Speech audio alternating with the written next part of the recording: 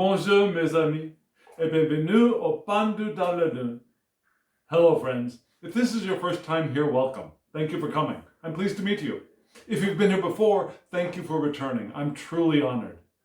Friends, if you are a returning visitor, you know that this is my series in which I use Tarot de Marseille or Antique Italian or Antique Swiss, perhaps, decks to explore a topic that I have extracted from my larger, primarily Rider-Waite-Smith-based tarot reading for the week. So what do? I ask the question, how can we live this week more intentionally? And I lay a very large spread with tarot and oracle cards, primarily based in the Rider-Waite-Smith Golden Dawn systems. But these days I'm also using a different system in the center of the spread. Anyways, so I lay the spread and I read it. And then I extract a question from that spread and answer that question with 3 or sometimes a couple more cards from a Tarot de Marseille or again an Antique Italian or perhaps a Swiss deck. So the topic for this week was very interesting. It was based around the Chariot card for the central section of the spread. And it was about what to do or how do we live our intentional lives when things are moving swiftly and clearly and cleanly. And we don't talk about that very much. We usually talk about, well, when you get knocked off of your chariot or when you fall off of your chariot or when your chariot collapses beneath your feet, what do? We talk about the problems. But what if things are going well? Do we stop talking? Do we stop thinking? What's up with that? We don't talk about that very much, I don't think. So this spread helped us to examine that. And it's wonderful. And if you haven't seen that, I'm going to put a card up here for you to click on and go over and see that. And I recommend doing that before watching this video, if you can, because you'll get the context. You'll see why I'm talking about this way. So the question I pulled from that larger spread was, it's a long one, how do we clear cultural let me say that again. I tripped over my own tongue. How do we clear cultural, ancestral, and familial trauma to open our access to the power of intention? Whew, that's a long one. Let me try that once more, slowly and with feeling. How do we clear cultural, ancestral, and familial trauma to open our access to the power of intention? I got it out that time. Want me to try once more to see if I can do it? Here we go. How do we clear cultural, ancestral, and familial trauma to open our access to the power of intention? Why did I pick that question? Well, because at the very, very end of that big spread, the 2 advice cards were giving us advice about clearing family trauma, ancestral trauma. And when I was thinking about that, I thought, well, okay, yes, good. It gave us a couple of ideas for that, but I wanted more. So how do we do that? And as I was thinking about that, I realized that, yeah, there's family trauma. I have personal nuclear family trauma. I have larger family trauma through the traumas that my mother experienced as a child, for example, the depression, for example. My mom and my grandmother lived through the depression. But I also have ancestral trauma from what happened. The reasons that we came to the United States in the first place were because there was trauma in Europe, mostly. Yeah, for my father, it was the potato famine and starvation. For my great-grandmother, they were being raided by Cossacks and they had to hide in the fields to avoid being raped, and their friends were raped. And I mean, there was a lot of trauma going on. Not so much trauma on my Italian side, thank God, but there was cultural difficulty at the time that they left Italy because Italy was not a country yet, or it was just becoming a country, and there was a lot of struggle and fighting. But probably not as much trauma as the starvation and the rape on the other area, in the other areas of my family. So those are more ancestral traumas, right? And then there are cultural traumas. Now, there are cultural traumas. If you're from the United States, a lot of us feel trauma culturally. This is broadly speaking from the attack on the World Trade Center in 2001. A lot of us still carry trauma from the Great Wars, from the Vietnam War, from the Great Depression. I mean, that's not only my family, but it's also a cultural trauma, right? For me, being a white, privileged male, cis male, in this body, in this world, there are still traumas that we feel. And if you are not a very privileged, white, cis male being, then you have your own traumas, right? You have your own familial traumas, your own ancestral traumas, and cultural traumas. What are yours? Do you believe that you can clear them? And if so, how? That's what I wanted to know. How do we do it? So, let me show you the question again in written form.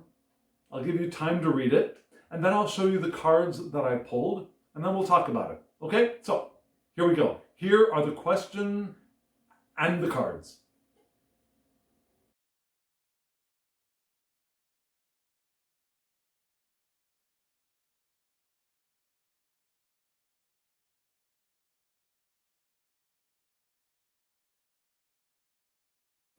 Interesting, right? Were you surprised by the number?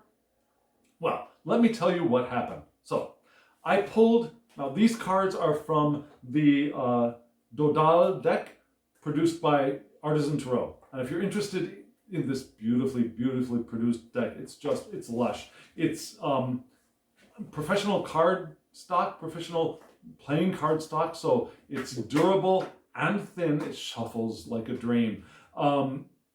The size is pretty standard tarot size, and it's so clean. They cleaned up the line work and the coloring, and it's just amazing. They left the quirkiness that exists in the original Dodal decks that we have in the museums. They left the quirky bits still there, but still they cleaned it up and helped us make sense of what we're seeing. So it's a beautiful deck. If you want to see this deck or any of the other decks that Artisan Tarot produces, they've also done a Noble, they've done a Conver, and they're about to release a VV, which I am really, really looking forward to, and maybe you'll see on my channel soon. So, Artisan Tarot, there will be a link below. Now, the cards that I pulled. When I first pulled these cards, I first pulled out the Magus. Here it's Le Batelier. And then right beside it, the 3 of Swords, and then the 7 of Baton, the 7 of Wands. And that's a good reading. But I noticed that the Batelier, the Magus, the Magician, was looking away from the spread. And I thought, okay, well, what's he looking at? What's on his mind? I said, Mr. Batelier, what's on your mind? And so I pulled one more card. And that one more card was the Star. I thought, oh, that makes sense. That actually makes a lot of sense. That's where your attention is going. That's what you want. But then I saw that, well, you know, that the Star Lady is also looking away from the spread. And I thought, well, what's on her mind? You know, what's on the mind of the Star? And then we came up with this final 3 of Discs. So for this spread, the way I'm going to read it is the Magus is the center. The Magus is the answer to the question is going from the Magus to the Batelier to the 3 of Swords to the 7 of Wands. But we also want to look at what's on the mind of the Batelier. So then we read from the Magus to the Star to the Three of Discs.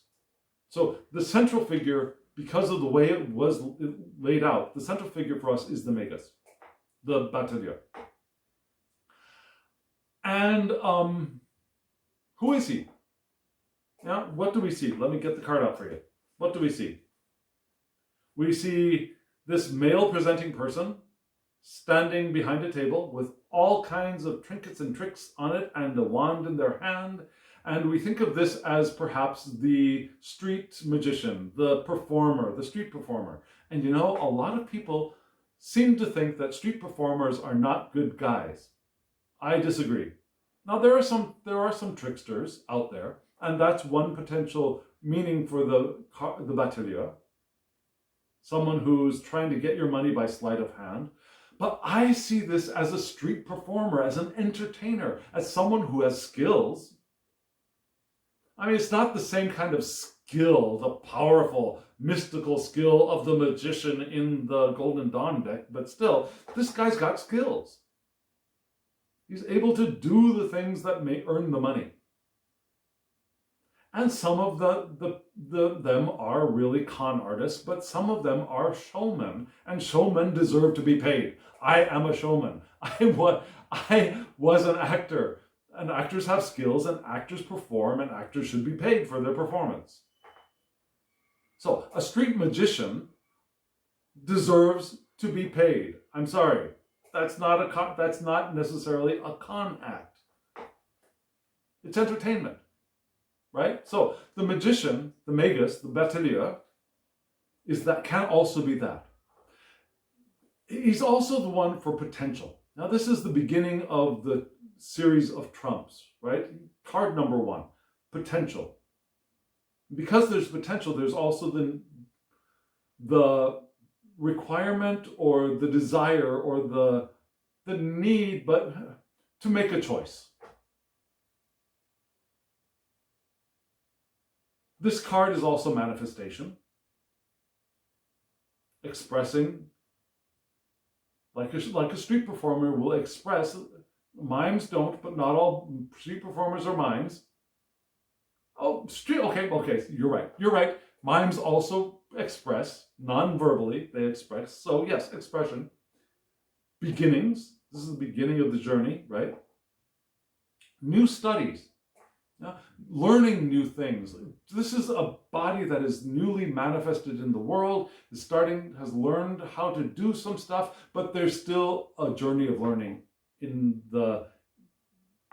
on the path of movement. There's some dexterity here. But you see all the stuff on that table, right? You still get the idea that even though it's not the Rider-Waite Smith, one sword, one pentacle, one cup, one wand, this figure has everything that they still need to do what they want to do. Now this batelier is tricked out. They've got all their tools. They have everything that they need to take action. But they may still need some guidance. They are on a quest for wisdom. Now that's the journey of the trumps. It's the quest for wisdom and evolution and learning and growth. So this is the beginning of all that. So what does that mean for our answer? Well, the beginning of all of that is that, how do we clear the cultural, ancestral, and familial trauma? Well, first, we make the choice. We start. We have faith that we have everything that we need to do the work of healing. And we do. But we still may realize that it may require us learning some stuff. And we might need someone to help us learn. We might need guidance. And being open to that, open to receiving guidance and learning to release. And we might need to be a little bit agile to do the work of it, right? So we realize that we're on the path, we've got the tools, we might want to ask for some help. We know we still have stuff to learn. And so, stuff to learn, right? That next card made absolutely wonderful sense. The Three of Swords, a card of the mind. Now, the Three of Swords can be presenting ideas, yeah? We've thought, we've researched, and now it's time to get the idea into the world presenting. But it's also getting feedback. So maybe part of the healing journey is talk therapy. We present what we're feeling, what we're doing, and we get feedback. That's a way to get our wisdom, the guidance that we want, right? It's communicating. Learning to communicate that trauma that we've had and the healing journey that we're on, communicating that. Not saying, here, fix me, but I am in the process of healing. To communicate that. And this is also a card of enthusiasm, yeah? It's still early in the sword suit, right? So there's that enthusiasm for studying and learning, and we want to have some of that in our healing process. If we don't have the interest, if we don't have the enthusiasm for learning about it, we're not, if it's like, oh, I've got to learn how to heal my trauma, oh my God, we're not going to get very far. But if we're on I'm going to learn how to heal, I'm going to learn my healing. I'm going to educate myself on my healing, on my releasing of my trauma in all of its aspects. And maybe this is also a card of acting spontaneously. Maybe it will ask of us a little bit of spontaneous action. Now we follow this path, we learn a path, we learn of methods and tools, and then we might get this idea, well, but what about that? We try that.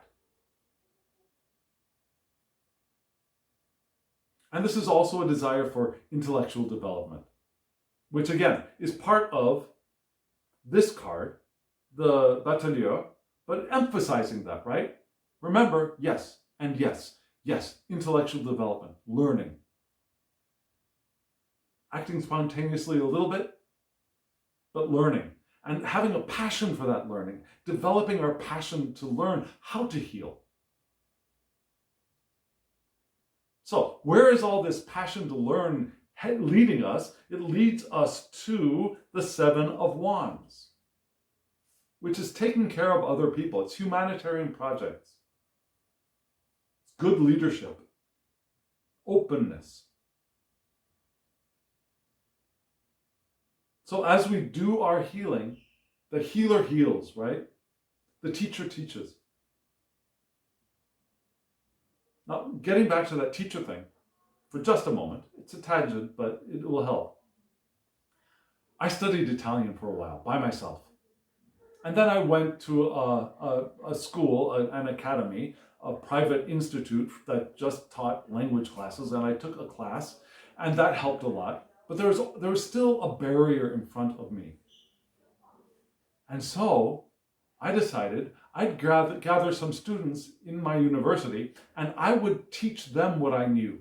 And that's where I made my first big breakthrough. I wasn't teaching them a class in Italian for a grade, but I gathered like a study group, and I taught them what I had learned. And it's in teaching what I had learned, is what helped my ability to blossom. Yeah? A teacher teaches, a learner teaches also. And so, as we learn our healing, maybe we lead other people in their healing as well. Not as the ultimate guru wisdom giver of the universe, but still, I've learned this, and maybe I can share what I've learned with you, and that will help you. And that kind of leading together with, instead of from out in front, as the guru. And openness to leading, openness to sharing, and helping other people. That's part of our healing process as well, I believe. Because nothing is a solo act. Everything is co-creative. So our healing can also be co-creative. Especially when we think of cultural trauma, cultural pain, right? There's also this creative blossoming a fresh blossoming in the 7. Yeah? We've gone from the 6, where we've luxuriated in the beauty of our passions and creativity, and now there's this fresh blossoming in service of other. And self, in service of self and other. That's the 7. And it's passionate in relationship. Not only passionate here, but passionate in relationship. Talent used for the mutual benefit of those around us.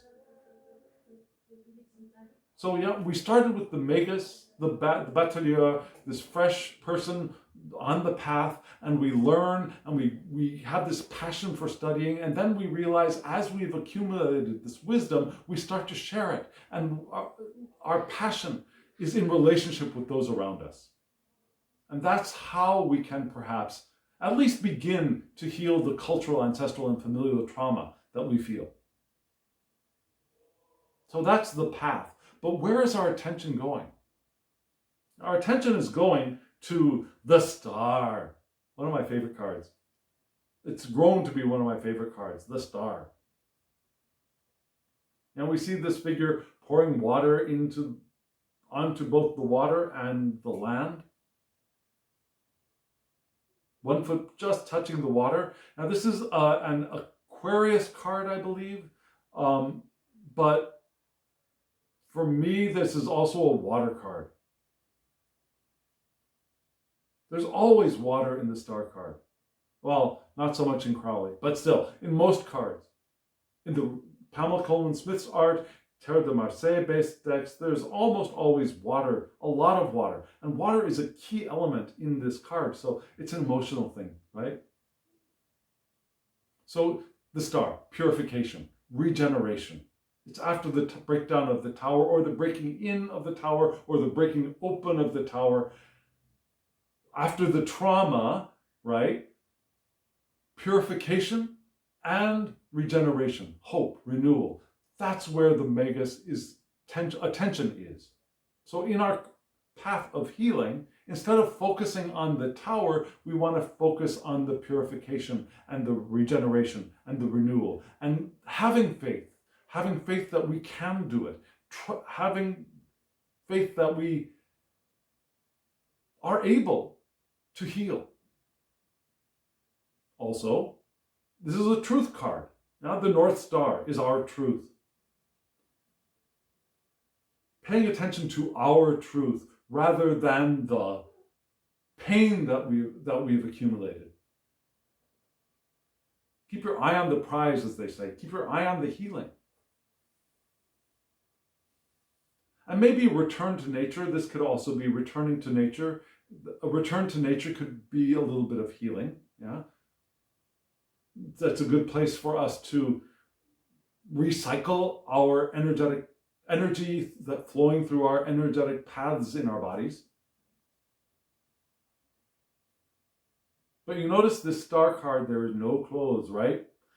This Star card, she has accepted herself for who she is, as she is, with nothing there. There's no need for nothing else. Vulnerability, accepting the beauty of who we are, where we are, as we are, vulnerably, without protection, without need for protection. And we also notice that we have guidance from a higher place here. We're not doing this alone. And yeah, we'll eventually go out and be able to help others, but we also have divine guidance here. Energy from a quote-unquote higher place. Now, in the non-physical, there is no higher, there's no lower, there's no inner, there's no outer, there just isness. But for us here, a lot of the times we think of the divine as up, so from a higher place, just for shorthand. And it's sanctification of place and of person here. We recognize that we are holy, we are sanctified. And we can become the shamans of our own healing.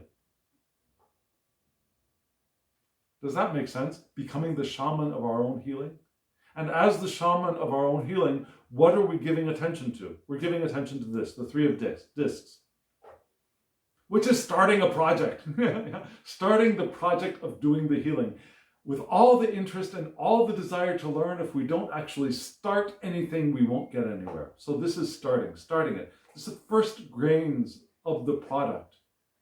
Now, the hope card is looking towards the first fruits of healing in anticipation and noticing them appearing. It's a release of the first products without knowing if there are recipients. Now, which is part of that Seven of Wands card, right? If you're waiting for the students to come before you open up, nothing's going to happen. We open up and we release those first fruits of our learning to see if there are any takers, without knowing if there are going to be any takers there. Kind of like I'm doing this video. And it's the decision to do something with unknown results. We don't know what's going to be not on the other side. There is no other side of the path of healing. It's just, we don't know what we're going to encounter on the journey of healing, do we? We have a feeling that it will move us in a place that will feel something like this. But we don't know exactly what we're going to encounter. And this Three of Discs is being okay with that. And again, it's a partnership. It's a partnership between us and spirit, between us and the eternal nature that we are. Do you recognize the eternal nature that you are? The partnership between you, the eternal nature you are, and the divine consciousness of everything. There's a partnership there. And that partnership is what will do the healing for us. What is the healing for us? So, where did we go? We are the batelier in this journey of healing. New studies, new beginnings. Moving towards our Three of Swords, of perhaps presenting our ideas, getting feedback, first communication, but enthusiasm, passion for learning this path of healing. Acting spontaneously, but the desire for development. Because healing is development, right? It is evolution. Moving into the wands, once we gain some of that, then we start sharing it. We open to that. And we allow ourselves to be leaders if we are in that role. But to begin this journey, we face our hope. We face our renewal. We face our truth and accept our truth. We accept our faith. And know that we have guidance here. And as we do, we look towards the Three of Discs, to that first fruits of, we have faith in, and we look to the first fruits of our healing. And knowing that the path is an unknown path. It's not a fully known path. We don't know what we're going to encounter, but we have faith that it will be a healing path. And that there is partnership here with the divine, with self, and also with other people. Does that make sense? If it does, hit the thumbs up button, please, so that YouTube knows that you and other people also might get benefit from this video. It draws more eyes to the channel. It helps the channel. Also, subscribe if you haven't subscribed, and hit the alarm bell so that you get notifications of when I upload videos. I try to do at least 2 a week. And also comment below. Does this make sense to you? Are you as excited about this reading as I am? I'd love to hear from you. Do you think this reading is, superficial, or, yeah, I already know that. If so, let me know in the comments below. I'd love to hear from you. What do you think? Do you read these cards in a different way? And speaking of reading cards, if you want a reading from me, either with a Tarot de Marseille deck or a Rider-Waite-Smith deck or whatever, large, small reading, anything you want, my email address is below. Send me an email to thehangedmaninthemoon@gmail.com and we can work out a reading for you. And friends, now, as always, I wish you love, joy, well-being, and pure awareness. Thank you.